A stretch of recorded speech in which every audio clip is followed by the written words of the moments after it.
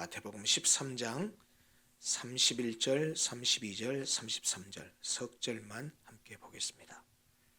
함께 읽겠습니다. 또 비유를 들어 이르시되 천국은 마치 사람이 자기 밭에 갖다 심은 겨자씨 한 알 같으니 이는 모든 씨보다 작은 것이로되 자란 후에는 풀보다 커서 나무가 되매 공중의 새들이 와서 그 가지에 깃들으느니라. 또 비유로 말씀하시되 천국은 마치 여자가 가루 서말 속에 갖다 넣어 전부 부풀게 한 누룩과 같으니라. 아멘. 예수님의 비유 시리즈 세 번째 시간입니다. 오늘은 겨자씨와 누룩의 비유입니다. 마태복음 13장을 보면 예수님은 우리가 지난주와 저지난주에 보았던 씨 뿌리는 자의 비유 그리고 가라지의 비유를 말씀하신 다음에 이어서 오늘 우리가 읽었었던 본문의 내용 겨자씨 비유와 누룩 비유를 말씀하셨습니다. 그런데 이 두 비유의 내용은 길지 않고 아주 짧습니다. 그리고 앞에서 우리가 보았었던 두 가지 비유와는 달리 그 비유에 대한 해석조차 없습니다. 그런데 이 두 비유의 내용은 서로 다른 것처럼 보이지만 비유가 의미하는 바 그리고 주께서 이 비유를 통해서 말씀하시려는 바는 동일합니다. 그래서 이 두 비유를 한 쌍으로 보기도 합니다. 오늘 겨자씨의 비유와 누룩의 비유를 함께 살펴보는 이유도 바로 그것 때문입니다. 천국, 즉 하나님의 나라는 예수 그리스도의 오심과 함께 이 땅에 임하여 말씀의 선포로 확장되고 궁극적으로는 주님의 재림을 통해서 완성됩니다. 하나님의 나라는 땅에서 나는 것이 아니라 하늘에서부터 옵니다. 위에서 임한다는 말입니다. 그리고 하나님의 나라는 말씀의 전파로 확장되어 갑니다. 하나님의 나라는 겨자씨, 누룩과 같이 아주 작고 미미한 것으로 임하지만 그 세력이 점점 확장되어서 온 세상에 미치게 됩니다. 바로 이것을 말하고 있는 것이 오늘 본문의 겨자씨의 비유 그리고 누룩의 비유입니다. 먼저 겨자씨 비유부터 살펴보겠습니다. 겨자씨 비유는 본문 마태복음 13장 31절과 32절 그리고 마가복음에는 마가복음 4장 30절부터 32절에 그리고 누가복음은 13장 18절과 19절에도 기록되어 있습니다. 공간복음에 다 기록되었다는 말씀이시죠. 마태복음은 천국은 마치 사람이 자기 밭에 갖다 심은 겨자씨 한 알 같으니 라는 표현으로 비유를 합니다. 마가복음에서는 하나님의 나라를 어떻게 비교하며 또 무슨 비유로 나타낼까라는 질문을 먼저 던진 후에 겨자씨 한 알과 같으니 라고 비유의 말씀을 주십니다. 누가복음에서는 예수께서 하나님의 나라가 무엇과 같을까? 내가 무엇으로 비유할까? 라고 말씀하신 후에 마치 사람이 자기 채소밭에 갖다 심은 겨자씨 한 알 같으니 라는 말씀으로 비유의 말씀을 주십니다. 이 겨자씨 비유를 기록하고 있는 공관복음 모두가 다 마태, 마가, 누가복음 모두가 다 이 겨자씨 비유는 우리가 지난주와 저지난주에 살펴보았었던 씨 뿌리는 비유 그리고 가라지 비유와 마찬가지로 하나님의 나라 즉 천국에 관한 비유라는 사실을 분명하게 말해주고 있습니다. 겨자씨는 예수님 당시에 팔레스타인 지방에서는 가장 작은 씨앗의 대명사였습니다. 실제로는 겨자씨보다도 더 작은 씨가 있었지만 겨자씨는 그들에게 가장 작은 것을 나타내는 관용적 표현으로서 이스라엘 사람들은 제일 작은 것을 말할 때 겨자씨 같다라고 표현을 했습니다. 그것은 마치 우리나라 사람들이 가장 작은 틈을 말할 때 바늘구멍 같다라고 말하거나 아주 작고 적은 양을 말할 때 눈꽃만큼이다, 쥐꼬리만 하다 라고 표현하는 것과 같은 같은 그런 관용적 표현이라는 말입니다. 그런데 예수님은 천국이 자기 밭에 갖다 심은 겨자씨 하나를 같다고 말씀하셨습니다. 그렇게 비유하셨습니다. 그것은 겨자씨가 모든 씨보다 작은 것인데 자란 후에는 풀보다 커서 나무가 되어서 공중의 새들이 와서 그 가지에 깃들이게 되기 때문이라고 말씀하셨습니다. 이것은 천국이 처음에는 미약하게 보이는 것으로부터 시작되지만 나중에는 놀랍게 확장된다는 그런 의미입니다. 우리는 여기서 겨자씨와 관련해서 이런 쓸데없는 논쟁이나 쓸데없는 그런 의구심, 쓸데없는 생각을 하는 것은 필요가 없습니다. 무슨 말이냐면 겨자씨는 식물학적으로 나무가 아니라 1년생 풀이기 때문에 예수님의 비유는 나무가 된다라는 예수님 비유는 잘못된 것이다 라고 생각한다거나 예수님이 말씀하신 겨자씨는 아니야 1년생 풀인 겨자를 말하는 것이 아니라 당시에 더운 지방에서 잘 자라는 상록수인 겨자 나무 씨앗을 말하는 것이다 라는 이런 쓸데없는 논쟁으로 예수님이 비유하시고자 했던 초점을 흐려서는 안 됩니다.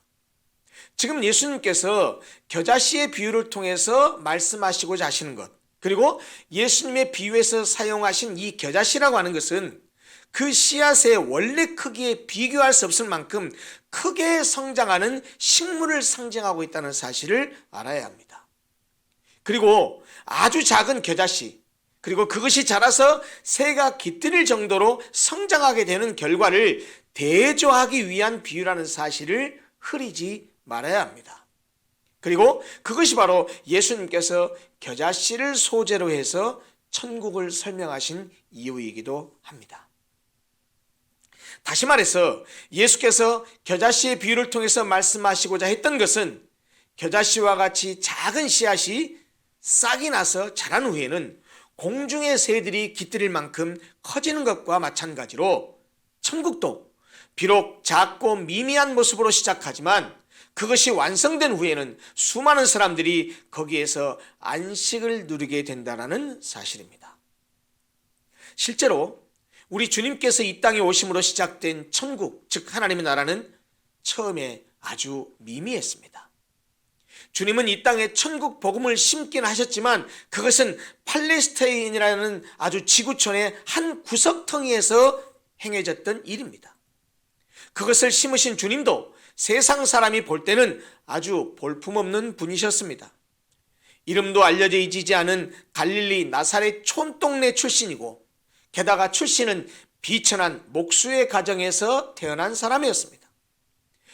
게다가 십자가에서 강도들과 함께 처형당하셨으니 그분이 행하신 일이 사람들에게 위대한 일로 보일 리가 없었습니다. 또 제자들의 면면과 제자들의 수효도 아주 미미했습니다. 모두 지극히 평범한 서민이거나 아니면 무식한 어부 출신들이 많았습니다. 숫자도 12명에 불과했습니다.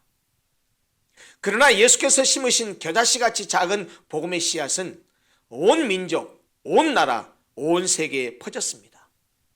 2000년이 지난 지금 겨자씨 같던 복음의 씨앗은 유대와 사마리아를 거쳐 아시아, 유럽, 아프리카, 아메리카, 오세아니아 등 5대양 6대지에 확장되고 다 퍼지게 되었습니다. 기독교가 세계 역사를 이끌어왔고 지금도 엄청난 영향력을 발휘하고 있습니다. 전 세계에서 유래를 찾아볼 수 없는 발전을 이룬 한국교회의 시작도 마찬가지입니다. 파란 눈의 선교사들이 앞이 보이지 않는 캄캄한 조선 땅에 복음을 전했을 때는 겨자씨같이 미미한 것이었습니다. 모든 씨보다 작은 씨이지만 자란 후에는 공중의 새들이 와서 그 가지에 깃들이게 되는 겨자씨처럼 복음의 역사는, 하나님의 나라는 미미하게 시작되지만 상상할 수 없는 역사를 이루게 되었습니다.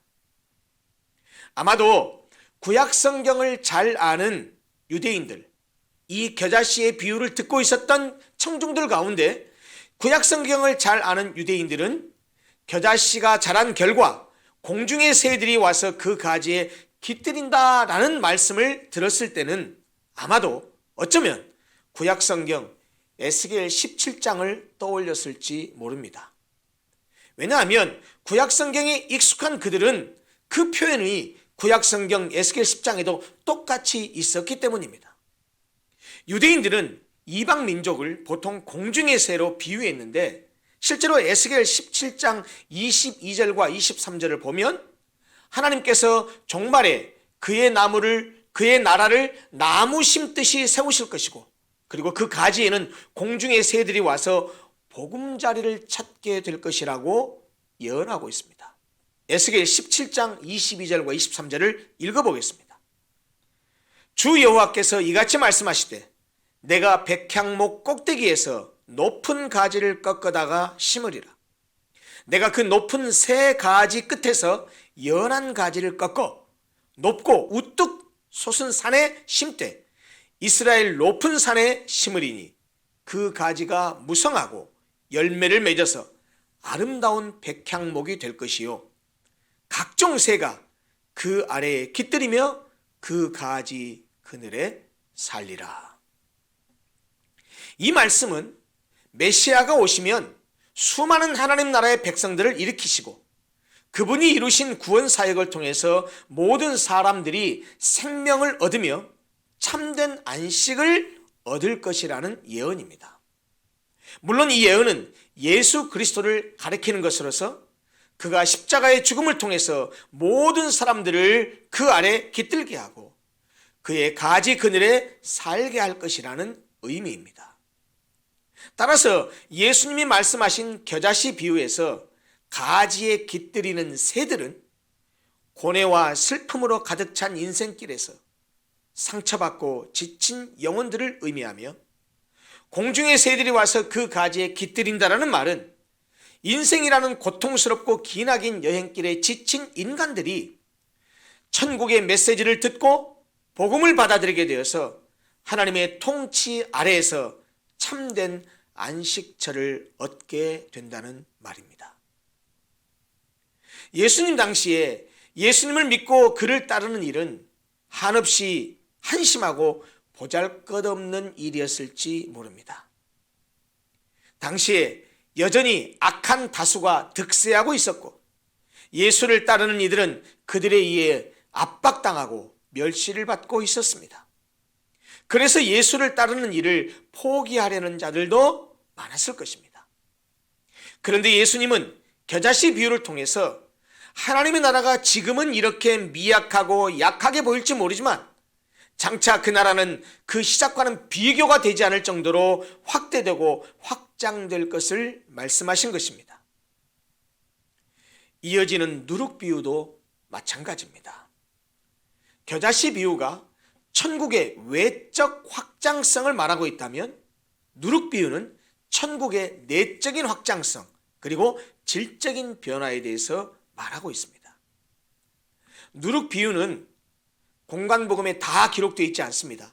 마태복음과 누가복음에만 기록되어 있는데 내용은 아주 간단합니다. 두 군데 다 뭐라고 표현하고 있냐면 천국은 마치 여자가 가루 서말 속에 갖다 넣어 전부 부풀게 한 누룩과 같다라고 비유하고 있습니다. 누룩은 오늘날 젊은이들은 이 누룩이란 말이 낯설지 모르겠습니다. 10대나 20대는 누룩이 뭐지 할지 모르겠지만은 이렇게 평범하게 생각하시면 됩니다. 우리가 빵을 만들거나 할 때 부풀게 하는 이스트 있잖아요. 이스트 같은 거, 효모 같은 것이라고 생각하시면 됩니다. 근데 이 누룩은 성경에서 나쁜 영향을 주거나 불결한 것을 상징하는 것으로서 주로 부정적이고 나쁜 의미로 사용되어 있습니다.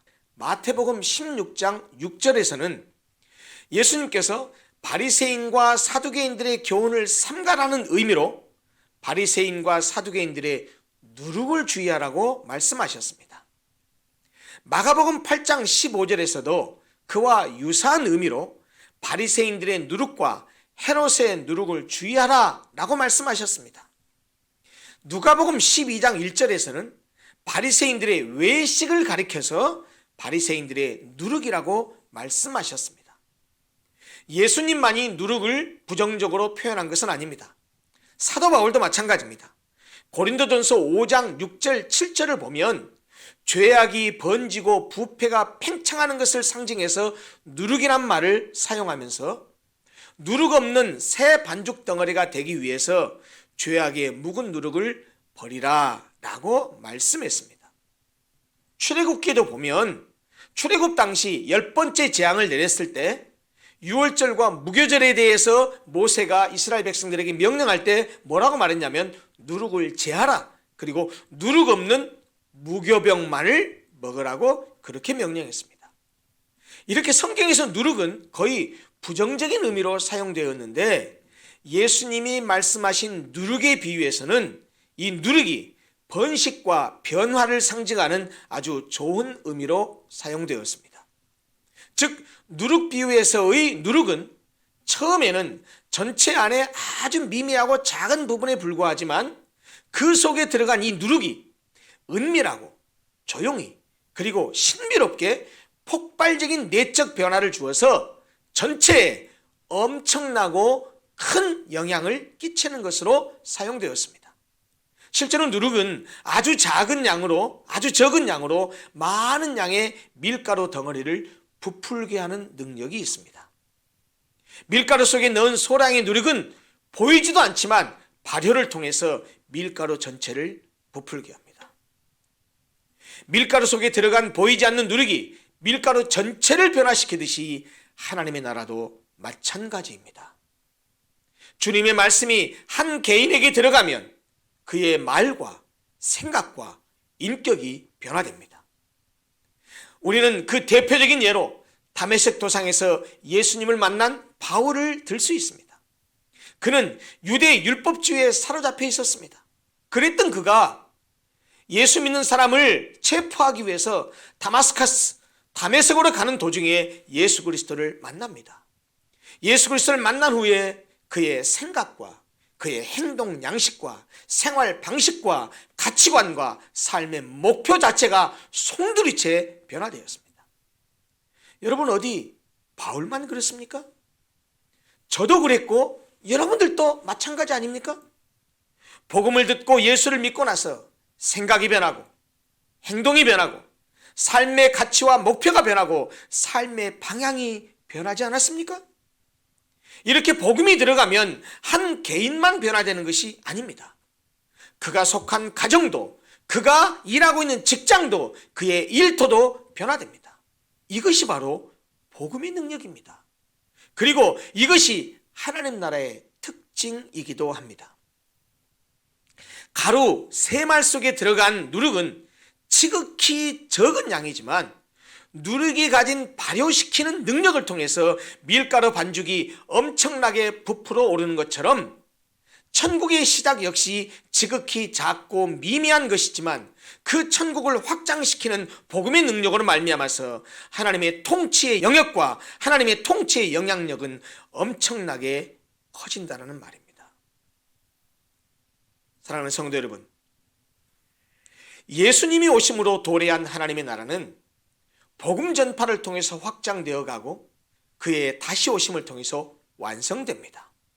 하나님의 나라는 처음에는 작은 겨자씨처럼 미약하게 보이지만 나중에는 놀랍게 확장되며 처음에는 가루 3말 속에 들어간 누룩처럼 보이지도 않고 미미한 것 같아도 하나님의 통치의 영역과 그 영향력은 엄청나게 크게 확장됩니다.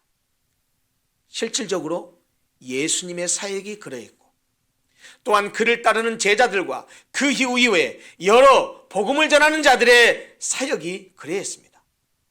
처음에는 여러 가지 시련과 어려움으로 별다른 성과가 없었던 것처럼 보였으나 나중에는 엄청난 결과를 가져왔다는 말입니다.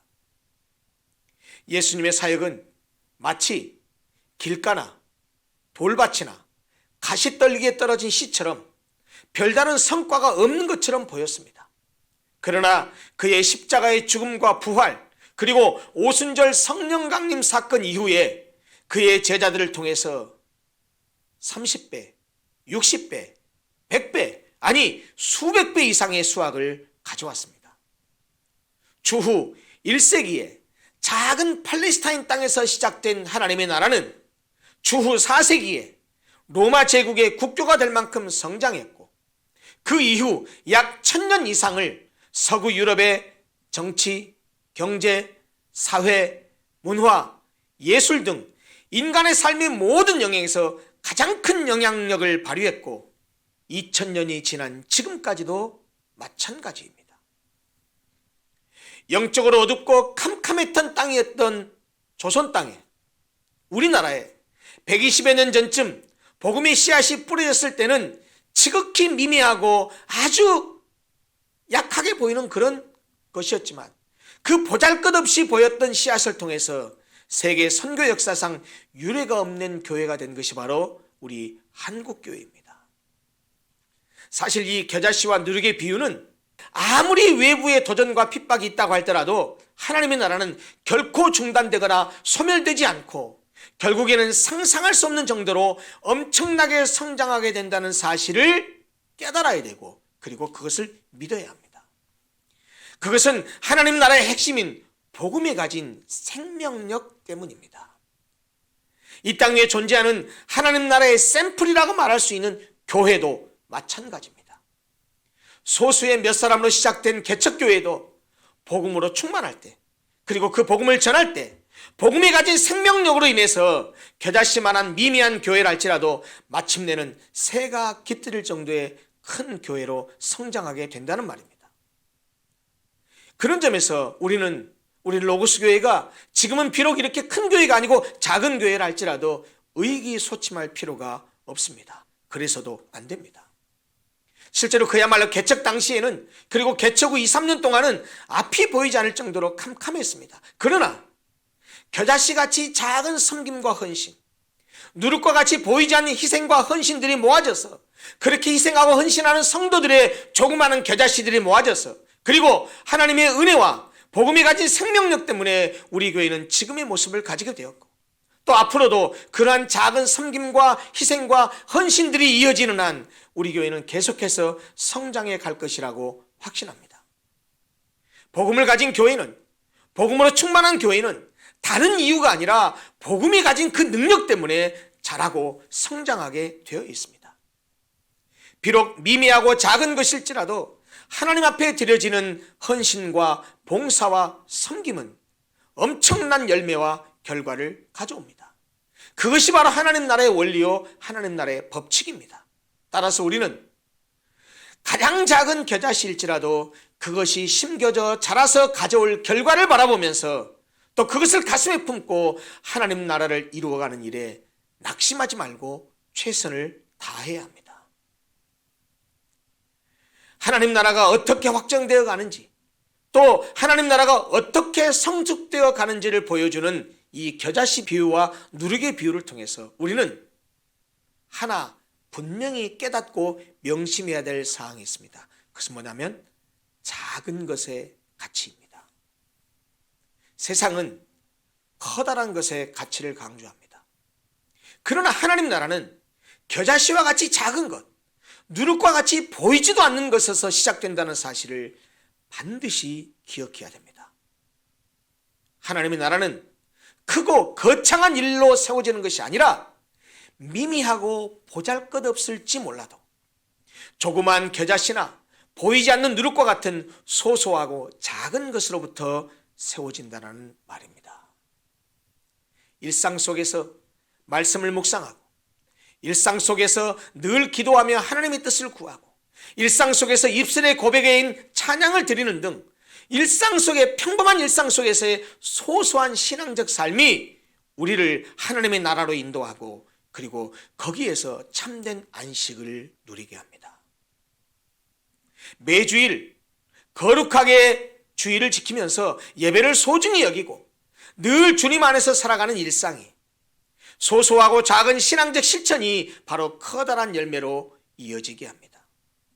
아침에 일어나서 짧게라도 말씀을 묵상하고 하루 일을 시작하기 전에 잠깐이라도 머리 숙여 기도하고 식사하기 전에 잠깐 머리를 숙여서 식사 기도를 하면서 감사하는 것, 그런 사소한 신앙적 습관이 크고 커다란 열매를 맺게 한다는 말입니다.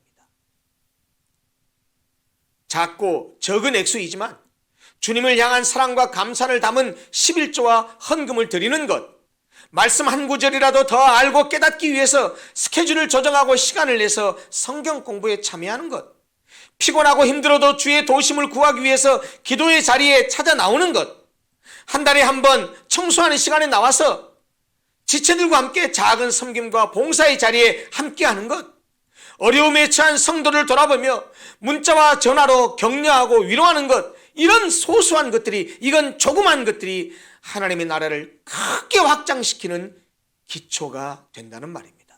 역사학자 아놀드 토인비가 한 유명한 말이 있죠. 역사의 발전은 창조적인 소수에 달려 있다고 했습니다. 하나님 나라의 발전 역시 작고 소소한 것에 헌신하는 소수에 달려 있습니다. 우리 로고스 교회의 성장과 발전 역시 작고 미미한 것일지라도 그것을 소중히 여기고 그 겨자씨 같은 작은 것을 뿌리고 심는 소수의 성도들에게 달려 있습니다. 그렇다면 우리 교회가 그렇게 함으로써 성장하고 발전해야 되는 이유가 무엇입니까? 우리만 그렇게 성장한 교회에서 우리끼리 우리들만의 리그를 펼치기 위해서입니까? 아닙니다. 작은 겨자씨가 성장해서 큰 나무가 되어서 많은 새들의 보금자리가 된다고 했던 것처럼 하나님의 나라는, 그리고 교회는 성장과 변화를 통해서 이웃에게 하나님의 복과 은혜를 나누고 지치고 힘든 세상 사람들에게 안식의 그늘을 제공해야 합니다. 우리 교회가 양적으로 성장하고 영적으로 더욱 성숙해야 되는 이유가 바로 거기에 있습니다. 그리고 그 출발은 겨자씨와 누룩과 같이 작고 미미한 것에서 시작됩니다. 오늘 겨자씨와 누룩의 비유를 통해서 하나님 나라가 어떻게 확장되어 가고 또 어떻게 성숙되어 가는지를 이제 아셨으니 성령님이 주시는 감동을 통해서 하나님의 나라를 이루어가기 위해서 내가 할 수 있는 작은 몸짓을 시작하게 되시기를 간절히 바랍니다. 기도하겠습니다.